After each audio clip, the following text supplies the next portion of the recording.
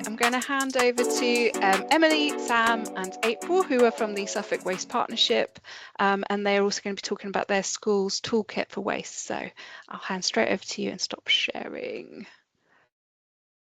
Have I stopped sharing? Yes, I think so.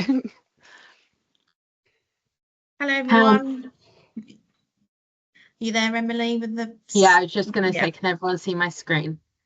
Yep, I can. Yes, It's not presenting, but yeah. Okay. Excellent. Thank you, Emily. Hello, everybody. I'm April Pickover and I am from Ipswich Borough Council. I am the Performance and Projects Officer for the Waste team, and one of my branches is education, so educating schools, residents all about recycling. And I've got two colleagues here with me, who is Samantha and Emily, and they will, I'm sure, introduce themselves when their slide gets to them. So next slide, please, Emily. So the Suffolk Waste Partnership is made up of all local authorities in Suffolk and also the county council. So it consists of Ipswich Borough Council, East Suffolk, West Suffolk, Mid Suffolk and Baber, and then Suffolk County Council, and we make up the Suffolk Waste Partnership. So what we do is, next slide. So we all meet up virtually, in person, and we share best practice, ideas, resources, updates on what everyone's doing, and we attend big Suffolk events together. Next slide. Ooh. So one of the big things that's probably happened in your schools or will be coming is the changes of simpler recycling, but for Suffolk it is going to be known as better recycling. So government legislation has introduced different waste streams to all local authorities across the UK to make recycling better and more simpler to follow. So hopefully wherever you go in the UK, it will be you recycle the same type of materials wherever you go. So for businesses, they went live this year, and for households, they're going live next year. So in Suffolk, it's the 1st of June, 2026.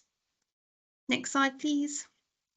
So for schools, they can now recycle their food at their curbside, and then these changes and more will be reflected at home for all residents in Suffolk in June. So things like glass can be recycled at schools, but from next year, when our material recovery facility has been updated to accept the new streams of waste and recycling that we can accept at the curbside.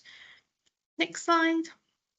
So for residents next year, some of you probably are residents from Suffolk, you will be getting a new wheelie bin at home, and then the food caddies as well at home. So there'll be separated materials from paper and card into one, and then and the other will be glass bottles and jars, metal food and drink cans, cartons, plastic bottles in one, and then your food waste caddy will be all your food waste in those two caddies that will be delivered early part of next year, and this is for all Suffolk residents. So again, Suffolk Waste Partnership are working in conjunction with one another to make sure that the scheme is throughout Suffolk consistent. Next slide. And then I will hand you over to Samantha. Okay, thanks, April. My name's Sam Oldfield. I'm the Waste Education Officer at Baber and Mid Suffolk District Councils. My section of the network meeting today is to talk through a resource that will be shared with you after the meeting. It's a sustainable waste management toolkit that we've put together for schools. It's a collation of lots of resources and links that we've come across online, and ideas that we've picked up whilst we've been visiting school, and then some of our own resources as well. So I'm just going to give like a snapshot overview of what's within that document, but there's a lot more information, and as Becca just put in the chat, feel free to ask questions at the end of the meeting if there's anything you would like to know a little bit more about. So on screen you can see a basic version of the waste hierarchy. Our aim in schools is to help you move your waste up that hierarchy, And actually, a misconception, particularly amongst children, is that recycling is the best thing that they could do with their waste. We all feel like we're doing something really positive for the environment by recycling something, but actually perhaps we could have prevented that waste in the first place, reduced it, or it's something that we could reuse. So this is where we want to help schools. We suggest that any kind of sustainable waste initiative is a whole school approach. Everybody needs to buy into it to make it work. And I'm sure that you've encountered problems along the line, but we recommend it from SLT to staff to support staff. Make sure cleaners, for example, know what should be going in bins. Cleaners are putting the right waste in the right bins. Catering teams, pupils, parents, parent-teacher associations as well, get them on board. And then, of course, families at home. By doing that, what the children are learning in school and the habits that they are encouraged to do in school is going to have an impact on their day-to-day behaviours, their daily life, and it becomes embedded. If it's part of a school's culture to separate waste and to reduce or prevent the waste in the first place, that's something that they will then take home and hopefully out into the wider world as they grow. And we recommend that pupils take a really active role in this. This isn't something that happens to them. They're involved in this at different stages, perhaps by an eco council, or if there is a student council, there's a waste theme to this, or maybe something like waste monitors or waste champions in every class. So the pupils are part of it, and it's not just something that's happening to them. Thanks, Emily. So the back to basics, the kind of the initial practical steps that we recommend happen first, if this isn't something you've already approached yet in your school, is do a waste audit. It is simply collecting all your rubbish, tipping it out, and your recycling, and looking to see what's in there, and look at what your largest waste streams are and tackle those first of all. Now, on our website, and it's linked in the toolkit, we have got a waste audit template. From that data, and by all means, get the children involved in this, get a group of children together. And I've done this in schools before. They love, with gloves on, getting dirty, and they love to see all of the rubbish. That's all of the different materials that have been thrown away. Look at what bin infrastructure you've got in place, and the waste audit will probably identify hotspots where recycling isn't happening, or food. Now, of course, the tackling food waste, the wrong things are going into the wrong bins. So have you got a suite of bins in a location? So when a children is standing faced with a bin, they have all three options: food, recycling, and rubbish in front of them. Are they easily accessible? And do they know what goes in the bins? Is there clear signage? Is it consistent across the school? And is the message continually repeated? In order to get that knowledge in a school community, talk to pupils within an assembly, bring it up and talk about it in staff meetings, communicate home with parents, and keep repeating this, and perhaps do another waste audit at a later date to see what progress is being made. Thanks, Emily. So once you've completed a waste audit and you've got an idea of what your waste looks like at school, there's likely to be some common waste streams. Papers is going to be a big one. And because of time, I won't go into detail about ways in which you could reduce or reuse paper, but there are lots of ideas in that toolkit, and please do have a look at those. General waste, particularly food packaging in containers, that's going to come from pupils' snacks and lunches. And then, of course, kitchens, catering teams, particularly if you're in a big secondary school, whereby nowadays a lot of food is being given over to students in containers rather than on plates with washable cutlery like we used to see. So again, we've got some ideas in the document for how you might be able to tackle that.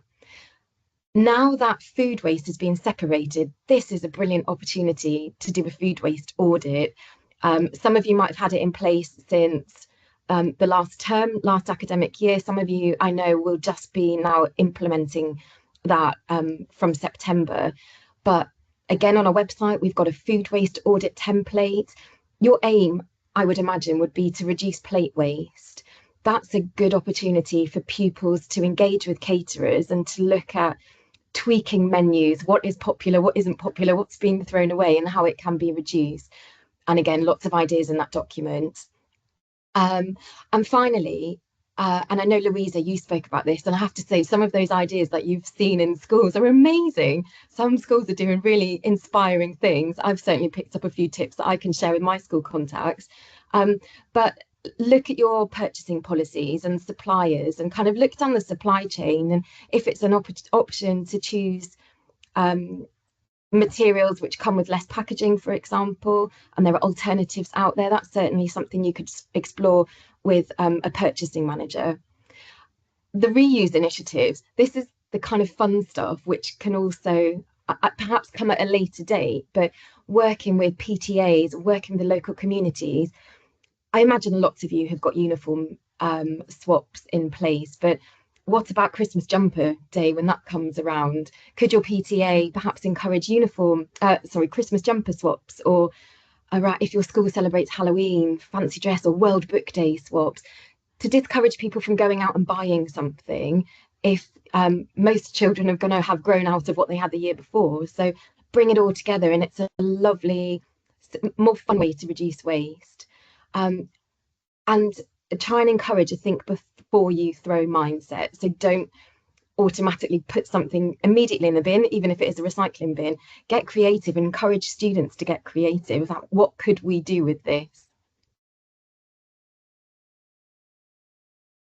Thanks. Oh, sorry, there is one more. Finally, this is the last thing from me. Keep the momentum. So you will put a lot of work into initiatives that the school does for sustainable waste management. So keep it on the agenda and be really vocal about it. Make sure it's talked about in assemblies and in newsletters and on your social media channels if you have them, and involve the local community and celebrate successes and rein things back in when you need a repeat of simple messages, even if it's just what can and can't be recycled. There are schemes, of course, like eco schools that you could join to kind of formalise waste. It's one of the themes that they have. So keep it going. It will be something that will need to be worked on and not forgotten about. But as I've said, there's lots of ideas in that toolkit, and we are all available should you have any follow-up questions. I imagine our email addresses will be shared with you. Thank you. Thanks, Sam. I'm going to hand over to Emily. Yeah, we will send out these well, the presentations will be in the newsletter that we're sending out next week, and also we will attach the toolkit to an email that we'll send. Okay. So part of my role at Suffolk County Council and in the Suffolk Waste Partnership is for our Better Recycling campaign to look at the different methods of behaviour change, so we can encourage residents to pick up the new system as smoothly as possible.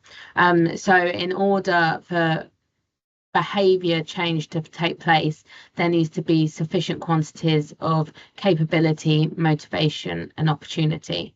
And behaviour is sort of an action or response to stimuli. So think about your doing words. So you've got physical capability, which can in some senses be actual physical strength. So can someone go and carry a bin bag to the end of their drive or to the curb to put their rubbish in it? Psychological capability, so that's their knowledge. If they're engaging in the subject, then you've got reflective motivation, which is what your thoughts are. So if you're thinking about things, then that's your reflective motivation, whereas automatic motivation is more about impulses and desires and things that happen that you don't always think through. You've then got social opportunity, which is it sort of a herd mentality sort of thing. Is it generally accepted? And then you've got physical opportunity, which is provided by the environment. So it's other bins there available for people to put the items in. So in order to combat some of these behaviours and encourage behaviour change, there are intervention functions. So you've got education, which involves increasing knowledge, persuasion, which uses communication to stimulate action, coercion, which is expectation of punishment or cost. So for a good example for this is the 5p bag charges that came in.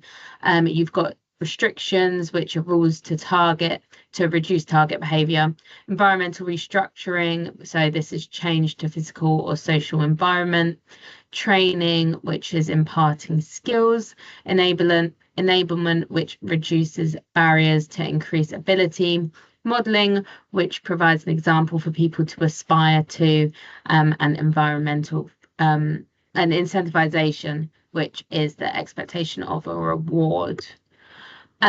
So something useful is this COM-B, an intervention function grid, which is, I think, lays it out quite nicely. So the boxes that are ticked show the behaviours that people, the barriers to behaviours, basically. So if people are struggling with psychological capability and reflective motivation, then you would use an education campaign, whereas if there were barriers to physical and social opportunity, then you'd take a restrictive approach.